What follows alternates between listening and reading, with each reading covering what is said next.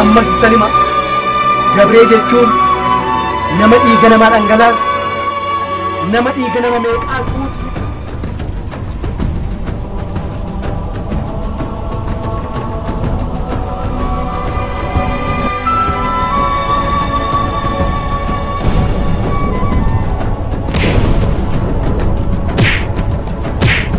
Ani callisee dhumanii isiniin qallafa nama 5 taatanii akkamitti nama tokko dadhabu.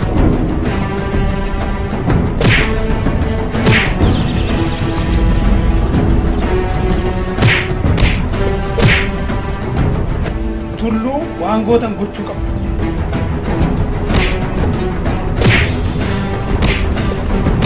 Dhiiga kana baatee dabalatee dhiiga nama meeqaa nama dhangalaasee nama xuqu jechuudha.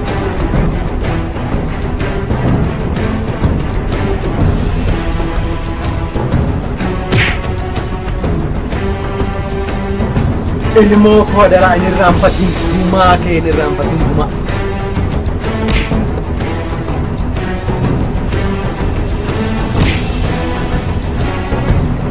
Akkasii nuuni siin tuutti dhufe malee nu sinitti dhufe miti.